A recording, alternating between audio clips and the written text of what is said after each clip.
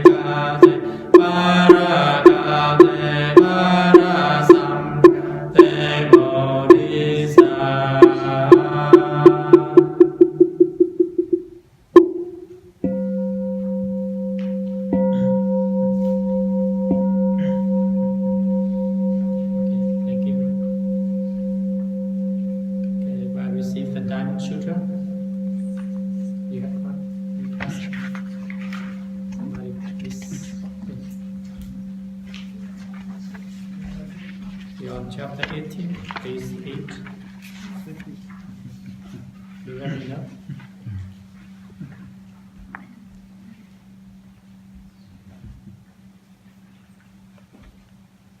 Okay. So, good evening, my dear Shanga. Today is November the 15th, 2017. Welcome for tonight meditation and Dharma talks. How's everyone doing tonight? Good. Tonight we continue on study the Diamond Sutra. So probably some of you new here. So we study about the Diamond Sutra.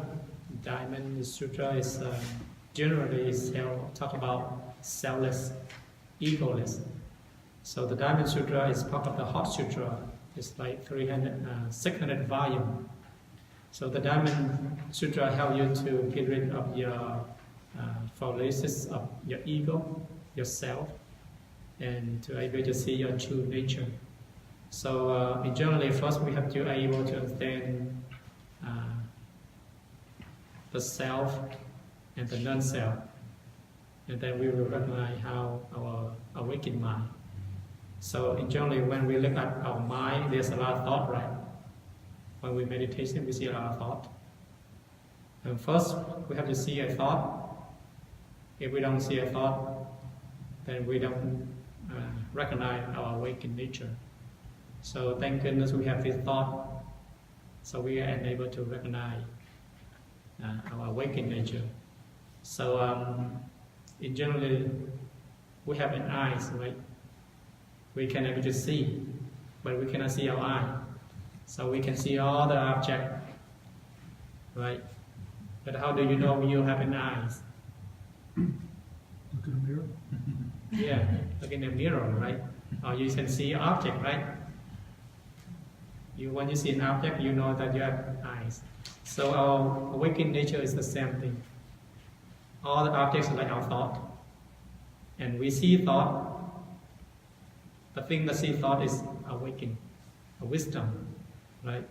We cannot see our awakened mind, but we recognize it like our eyes, right? So the Diamond Sutra helps you to get rid of all your delusion mind, right? Just go back to your awakened mind. So that is a summary of what we study so far in this Diamond Sutra. So probably 3 of you new here, right? Just 3 people. So probably it's difficult to understand, but we'll get along to it. So we're on chapter 18. Marcus, can you read the first paragraph? Sure. Chapter 18. One substance regarded as identical. Subhuti, what do you think? Does the Tathagata have the human eye? Subhuti replied, Yes, world-honored one. The Tathagata does have the human eye. The Buddha asked, Subhuti, what do you think? Does the Tathagata have the divine eye? Subhuti said, Yes, world-honored one. The Tathagata does have the divine eye. Subhuti, what do you think? Does the Tathagata have the eye of insight? Subhuti replied, Yes, world-honored one. The Tathagata does have the eye of insight. Subhuti, what do you think? Does the Tathagata have the eye of transcendent wisdom? Yes, world-honored one. The Tathagata does have the eye of transcendent wisdom. The Buddha asked, Does the Tathagata have the Buddha eye? Yes, world-honored one. The Tathagata does have the Buddha eye. Okay, you can stop right here. So this one is the Buddha asked about the 5 eyes, right? The first is human eyes. The second is divine, what we call heaven eyes. The third is the eyes of insight, or the eyes of wisdom. The 4 eyes is the eyes of transcendent wisdom. It's called the Dharma eye. And the 5th eye is the Buddha eyes. So in generally, the Buddha have these 5 eyes, right? But we have only how many eyes? So human eye is this mind, right? This human eye. Everyone have this eye. So human eye, we can see what? We can see flowers, we can see house, we can see what we're doing, right? So we thank goodness we have this eye. this wonderful two eyes. Imagine you don't have these two eyes. What can you do? Right? It's difficult to do, right? So think every day you wake up, you open your eye, you should remind to yourself that you are fortunate to have this eye. Because some people born out without eye, right? Some people are born when the eye is missing or they have difficulty seeing. So every day you open your mind, open your eyes, and you thank goodness you have this eye to be able to see, to walk, and to touch reality stuff. So we are fortunately we have this human eyes that we can able to see. So most people have this wonderful eyes and they forgot to protect the eyes, right? So when you get something in your eyes hurt or you have something difficult seeing, then what? Then you regret. You always regret because sometimes you have that miracle, but you don't respect. And then when you lost your sight or you lost one of your eyes, and then you begin to regret. So every day we open our eye, we see the whole world, right? So we see the eyes, but use this eye with compassion. If you're able to use this eye with compassion, you can see everything is perfectly. And if you see this eye with hatred, angry, and delusion, then you see everyone is what? With hatred, delusion, and all those stuff. So human eye here, he talked about that we are fortunately we have this eye to see the wonderful stuff, flowers, blue sky, white clouds, all the material around you, right? So he talk about this is the first eye, and then he asked the Buddha, one of his disciples, does the Buddha, Tathagata is represent Buddha? It means suchness, right?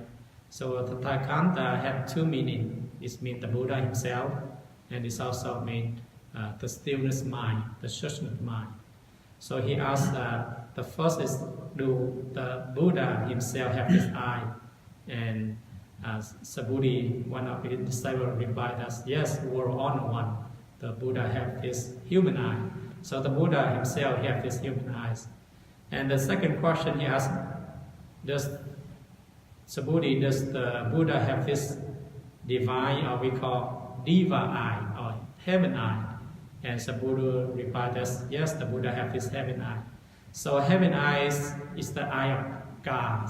They can able to see four ways. They can see in the darkness. They can see through wall, right? So do we have this eye here? Anybody? You need a machine to see through, right? So we don't have this eye, heaven eye. So this eye is only heaven being they have it, right? So if you, when you awaken, you practice this level of enlightenment, you can able to see. You have able to have this eye, but this eye you cannot use this naked eye. You have to use your own wisdom. And the third eyes the Buddha talk about is insight, mean wisdom. So we all have this in wisdom, right? So this insight wisdom represent that we can able to see our non-self, non-living being, and we able to see this impermanent. So we see all this impermanent, we see all this delusion, we see all this, everything is changed. It's not by our naked eye, by what? By our wisdom, right? You can see by your wisdom, right? So that's why we talk about the insight. So when we look deeply into insight, eyes, only a people who have this enlightenment, they can able to see this, have this eye. That's why in the Sutra they say that an arrowhead, they have this kind of eye. They can see an objects by their impermanent, by their the true nature of that, right? Just like when we see a flower, we don't see actually a flower. We just say what? We see with compare and contrast and discrimination, right? When you see a flower, you see, oh, this beautiful, this ugly, this yellow, this white, whatever, right? When our seeing, we always this compare, contrast, right? But an enlightenment person, when they see the flower, they see this inside, they have everything, right? They have life, they have all this material inside, the mirror, the water, the earth, the fire, the air. So they look deeply of the inside eyes. And the four eyes, what we call this transcendent wisdom. So this eyes of wisdom is only a bodhisattva. They have this eye. They can see the true nature of emptiness. So whoever sees the true nature of emptiness of everything, then they all have this, the eye of transcendent wisdom, what we call the Dharma eyes. So do you have this eye yet? Some, right? We might, sometimes we have this eye by using our wisdom. And the last is called the Buddha eyes. Only if you become a Buddha, you have this kind of eyes. So we are the Buddha to be. So whoever become a Buddha have this Buddha eyes. So Buddha eye, he can able to see, or she can able to see the past, the present, and the future, and that they see through their living being mind. Just like he's sitting here, he can able to tell what you're thinking, right? So he has this kind of eye. So that's why he can predict. He can see your past 1,000 eons of life, right? Because Buddha eyes can see beyond infinity, that he able to see your past million, zillion of life before. But we can only see how many life, probably this life, right? So that's why the Buddha eyes, only a person complete enlightenment can achieve this Buddha eyes. This Buddha eyes means awakened eye, right? So we all have this fine of eyes, but depend on what level of we practice, right? First we have a human eyes, and heaven eye we are not have this eye yet, but we might have a insight eye. We might have wisdom. We can see the materials impermanent. We can see non-self. But sometimes when we see it, but sometimes we don't, right? Sometimes we learn the text, we study, we saw it, but when we in the illusion, we cannot see it, right? Just like when you sit meditation, you can see, right? But when you get angry with your wife, your husband, then what? All this wisdom disappears, right? So like nobody bother you, you always happy and joy. And suddenly you sit there and someone slap you or whack you, then your wisdom gone, right? So the inside wisdom is the wisdom of present all the time for an enlightened person. Doesn't matter what thing come to them, whatever bad thing or good thing come to them, the wisdom never change. So we can tell by our practice how can we handle the situation. So as the Buddha asked the Buddhist, do the Buddha have this fine kind of eyes? And so the Buddha replied, yes, the Buddha have this fine of eyes, 5 type of eyes. So next paragraph. So then Daniel, can you read the next one? Subhuti, what do you think? Does the Buddha see the sand in the Ganges as sand? I'll say. Subhuti said, World Honored One, the Tathagata also calls it sand. Subhuti, if there were as many Ganges rivers as the number of grains of sand of the Ganges, and there was a Buddha land for each grain of sand in all those Ganges rivers, would those Buddha lands be many? Yes, World Honored One, very many. Okay, you can stop right here. You understand this paragraph? So his first question, the Buddha asked, what do you think? Does the Buddha see the sand in the Ganges as the sand? Just like we have a river, right? And he asked, can the Buddha see this sand? What do you reply? Yes, right? Sand. Yeah, sand by us, right? So when the Buddha enlightenment, he sees sand. We are not enlightenment, we see sand, the same, right? But the difference is what? He sees just sand is sand, but we see sand is what? Oh, this sand is nasty, this sand is dirty, this sand is dark, this sand is beautiful. We see with what? Discrimination eye, right? So that's what he talk about. When the Buddha see a sand, a cow, a house, he just see as it is. His mind is like a mirror, but our mind is like what? a mirror with super glue. We see everything we want, attach. You see that? We see a beautiful flower. We remember this flower in our head. And then when we meditation, we want, reveal, we want. So we see with attachment. The Buddha himself, he see with non-attachment. That's why he have no suffering. We see with attachment because we have suffering. You see that? Just like you walk in and suddenly something happened. If two couple are argument, fighting, what do? You get angry inside. You get upset, right? You want to get involved, right? And then you cannot handle it, and then you call the cop. You get angry, you get frustrated, and you create your own suffering. But when the Buddha, he walk, he see two people argument, he know it, he come help. If they don't listen, he walk away. But us, what? We have to do something about it, right? We don't just see it as it is. We just see with compare, contrast, and attachment. So that's what the different, how we hear, we see, we taste, we touch, right? We taste stuff, we touch stuff. We do all this stuff, but we do with attachment. Just like when you eat it at the restaurant.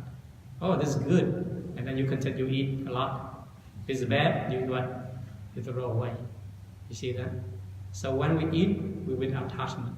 When we see, with attachment. When we hear something, good music. If anybody like country music, if you like country music, you love country music. But if you like country music and somebody turn on the hip hop or rap, you don't like it. So we have some kind of what? Distinguish.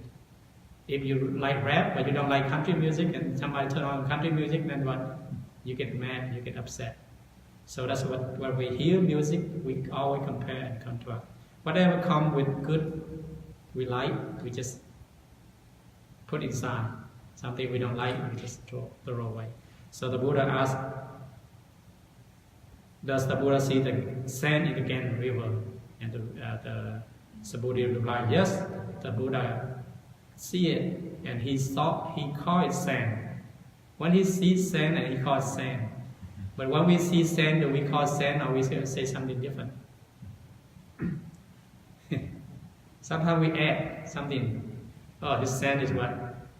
This sand is too small, this sand too dark, this sand too white, or sand. We always compare, right?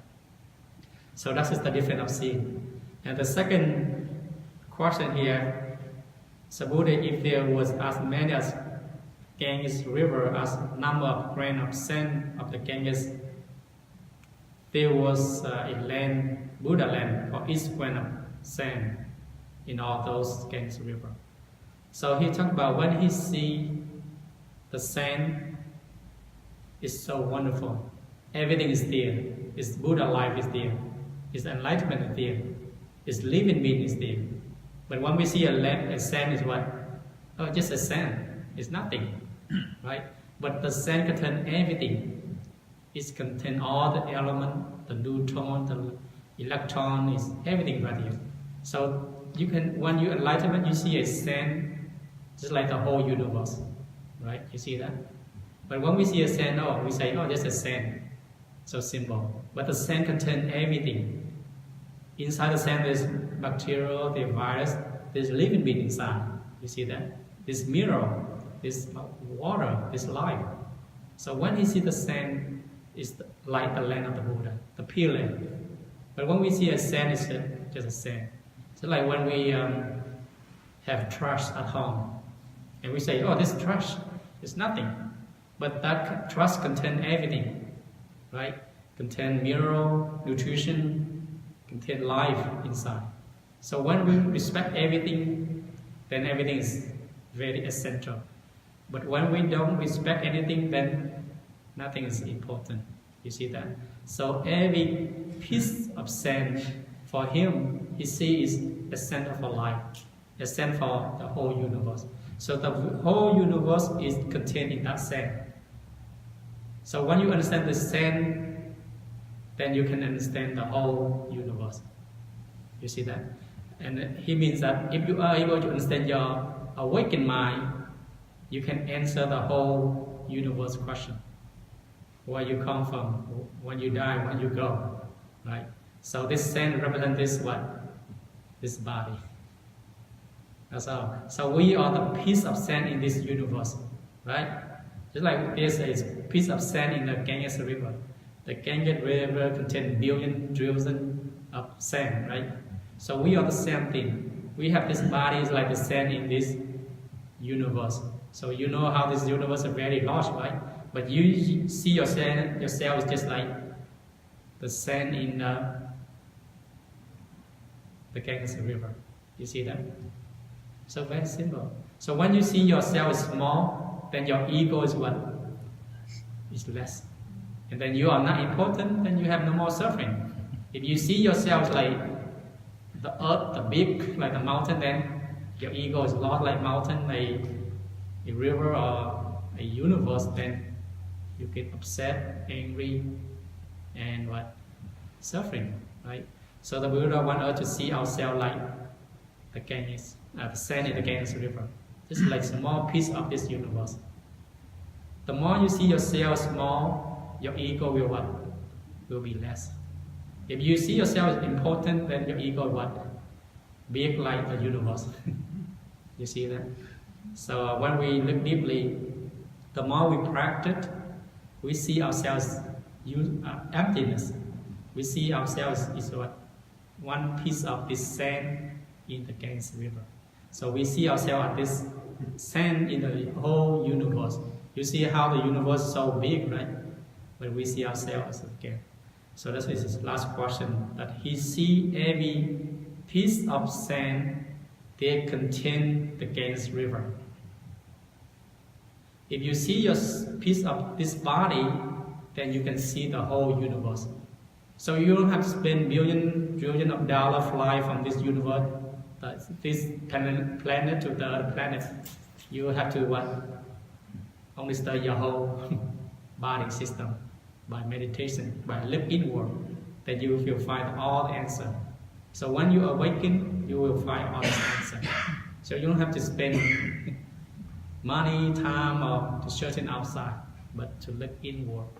So that's why he talked about that. If you're able to understand the one piece of sand in the Ganges River, you can understand the many Ganges River in the sand. And then the last paragraph, Michael, can you read the last one? The Buddha said, Subhuti, however many living beings there are in all these Buddha lands, though they each have a different mentality, the Tathagata understands them all. Why is that, Subhuti? What the Tathagata said calls different mentalities are not in fact different mentalities. That is why they are called different mentalities. Now, Subhuti, the past mind cannot be grasped, neither can the present mind or the future mind. Also, okay, so this paragraph we talk about now our minds, right? So when we see ourselves like the sand in the Ganges River, now we can to understand that each Ganges River have their own thought. So every human have their own thought, right? Nobody is the same. Nobody mentality is the same, right? Just like if you have a twin or a triplet, their minds what? Are the same or different? Different. They're different, right? They have different attitude, personality, even though they have the same appearance, but their attitude is different. So he talked about that as many as human or sentient being in this Ganges River, in this universe, the Buddha able to see it. How can the Buddha see all the living being mind? By what? Because he understands that all living being minds have different mentality, mean all have thought. So he say that the past, the present, and the future mind, or what mean the past, the present, and the future thought, he can able to see it by just one word, by just a thought. Doesn't matter human or sentient being, whatever they think, the Buddha know, but they know it by what? By just one thought. This means that the Buddha here means not the Buddha outside, but your what? Your awakened nature.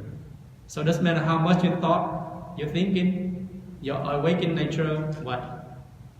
Able to see it. You see that? So it's very simple. Our practice, you see all our thought, but don't attach to it. Doesn't mean all mentalities, no attachment. So the past thought, you cannot see it, you cannot grab it, right? Just like you sit in here and you think about your past. Can you hang on it? No, right? The future or the present, all the thought you cannot hang on it. Only what? Only just rewind. Just like when we go to a field trip and we record all this video, can we live back this moment? No, we cannot live back this moment, but we can able to see it, right? See all this. So he talked about our mind, the same thing. The past mind cannot be grabbed, the present or the future mind cannot grab. So always live this moment, then you can see your mind 3 periods. The past, the present, the future is in this moment. There's nowhere else. You see that? So that is his conclusion that the Buddha or the awakened can able to see all this mind. So when you awaken, you can see all this mind from just one thought.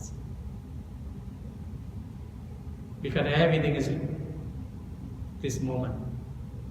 Everything happens is this moment, right? Nothing else. The past, the future, or the present only happen this moment. So all moment you live in, if you live in the reality moment. So in the reality moment, you can think the past, the present, or the future. But all the mind's delusion. So when you live in the here and the now, you can see the 3 periods, right? So if you live in the here and the now, then you are truly in the moment. But if you chase in the past mind, then you are living in the past. If you chase in the future, then you live in the future. But actually you are not living in the future, but your mind thinks about the future, but you are always living in this moment. You see that? So that's why we tend to trick by our mind. Our minds always trick us. We sit in it with calm and peace, and our minds think about tomorrow. Then what? Then we chase in tomorrow instead of living this moment. And then if tomorrow something happen, traffic jam or something happen, then what? Then we sit, then we get mad, we get angry, we get upset. You see that?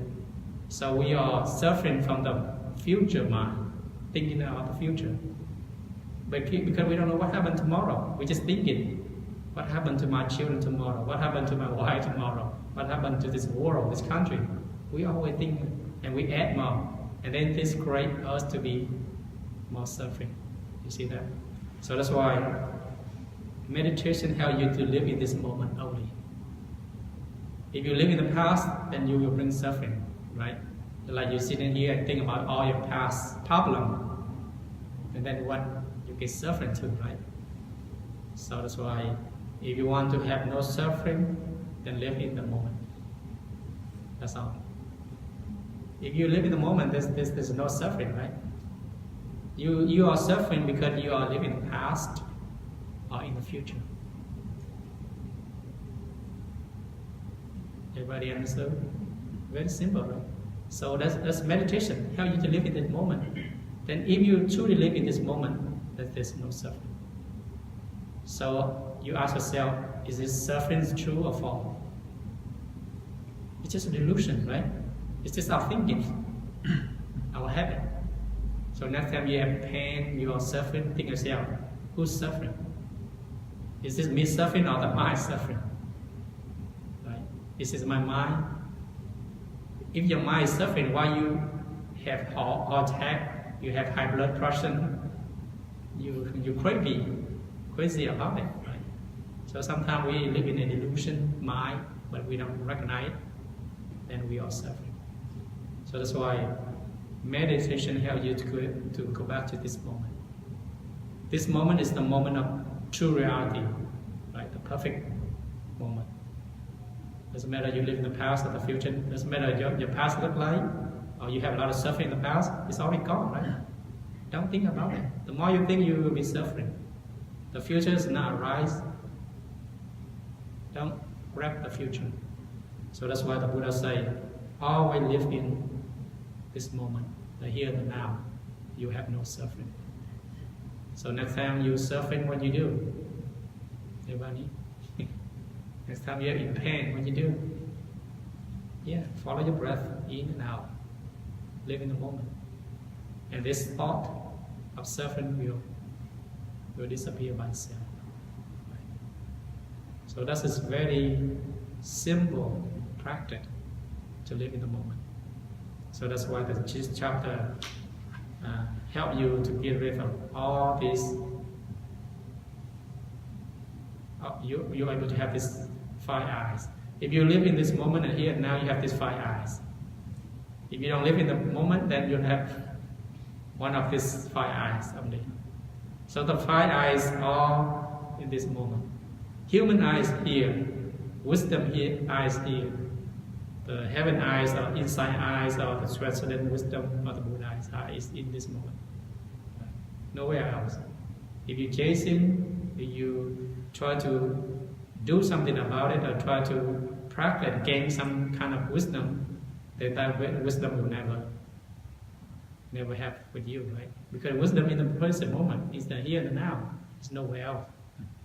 You say, oh, I'm practicing till I'm enlightened probably in 10 or 20 more years. Right?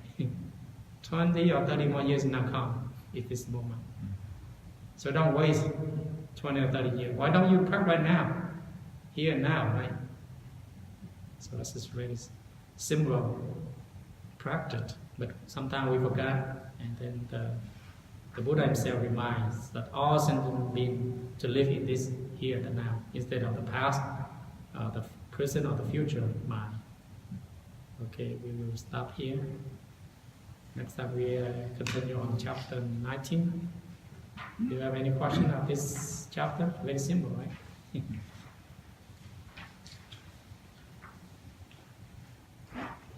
Yes, go ahead.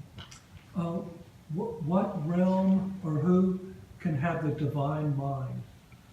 Actually, we can have this divine eye right here. We can? Yes. I thought you had to be in a different realm or No, something. you don't have to be different realm. If you are truly enlightenment, then you have this eye. But you are not enlightenment, you can born in heaven and then you have this eye. So divine eyes haven't been eye. Only if a person is born in heaven, they have this eye. But if you are truly enlightenment, in the moment here and now, you have this eye too. Right? So, just like earlier I talked about that we can able to have this 5 eye in the here and now. Okay. So don't chase, don't want it of this 5 eyes. Okay. Anybody have any further question, comment? Please go ahead. So the only eye that myself or somebody else here would not have would be the Buddha eye, right? Actually, if you're in the moment, just like I told you earlier, if you live in the here and now, you have Buddha eye. But we cannot live in the here and now. Because we're not a Buddha. We don't need to be Buddha because we have awakened nature. We already have Buddha. So maybe we can have a little of it. Yeah, we have a little. Yeah, but it's too fast. Our monkey mind too quick. No, I don't want you to have Buddha eye.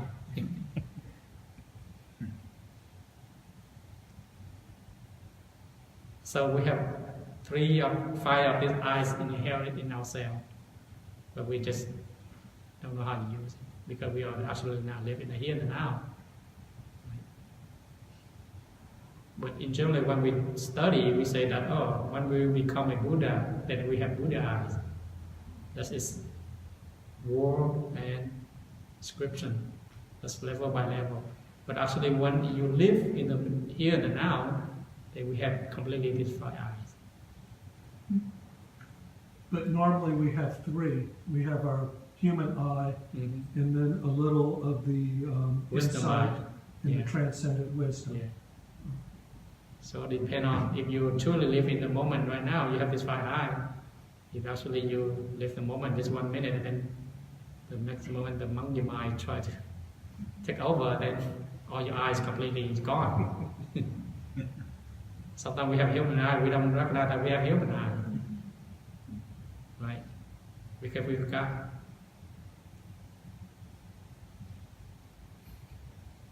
Okay. Yes, go ahead. What is the chapter heading, one substance is regarded as identical? What paper are you? Explain that the title of the chapter. What chapter are you on? What chapter The, is the, it? the, the title. Oh, the title. No substance regarded. One substance regarded as identical. Meaning one you are able to stand one, just like the Ganges, the sand in the Ganges river, the sand in the Ganges river. If you are able to understand one sand, you can understand the whole Ganges river. So if you want to understand yourself, if you understand yourself, then you understand the whole universe. Yeah. So one substance regarded as identical means you've got this self, then you will understand the whole universe, your whole self. You have a question, Mark? Yeah, I was thinking about the aggregates and especially like with feeling. Mm-hmm. I just want to clarify. So within the aggregates, when we talk about feeling, it's whether you like something, you dislike it, or you're neutral. But in the we talk about feelings with the senses, you're thinking about emotional, like happy, sad. Is that correct? We have the five aggregate. What was the first one? Form, feeling, right? Feeling. Feeling we have feel sad, angry, or just feeling. And the third is what we call perception, right? And number four is impulsive. So what's your question? Well, with, the aggregates of feeling, is that where you talk about if you like something, you dislike it, or you feel neutral about something? Mm-hmm. And at first I thought that it was best to be, like, it would be good to be neutral, but that's not the case. You don't want to be No, you don't want to be neutral. If you don't know neutral all the time, then you don't know what hot and what cold. Right. I was thinking like the middle road, No. but that's not the case. Yeah, it's not the case. That means you understand everything, and that it is. So sometimes we don't stay in the middle. It's like a person will have no hot and no cold, then then what's the point of living if you don't know hot and cold?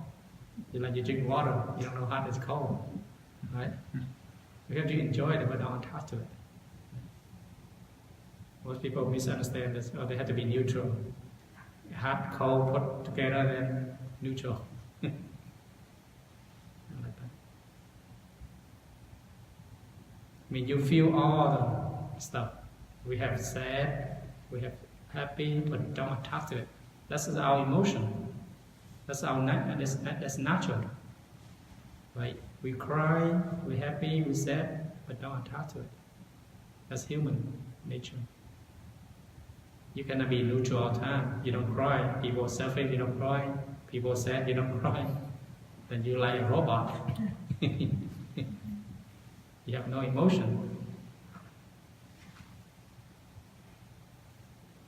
Okay. So I guess what you want to do is you want to be aware, but not think about it, or not have. No, we just think about it, but don't attach to it. The main thing is non-attachment. We have everything. All emotion, sad, happy, all this feeling, but we don't attach to it. Just like our eye, we see everything, but we don't compare, contrast, no hate, no love. We see yellow, red, orange, beautiful, ugly, nice, not nice. We know, we understand, but we don't like attach to it, cling to it, grasp.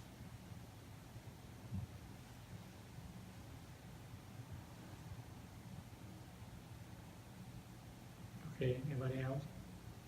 New student here? Do you have any question? I see.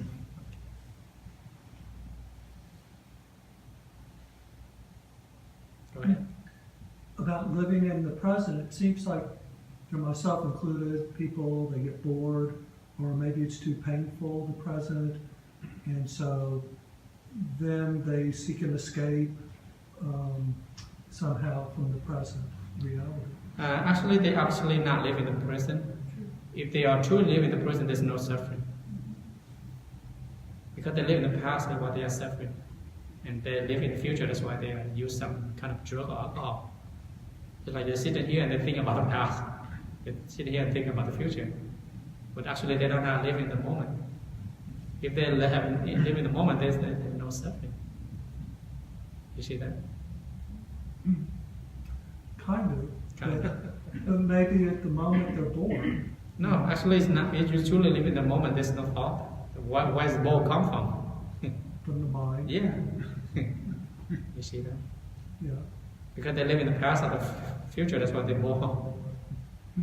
So they don't want to be bored. Yeah. So So they actually not live in the moment when we talk about the here and now. Their minds are way in the past or in the future. all right.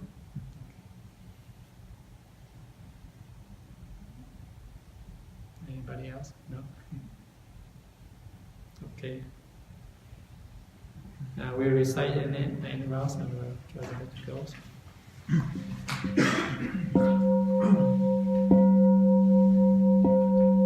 Living being are innumerable, I vow to save them all. Afflictions are endless, I vow to eradicate them all.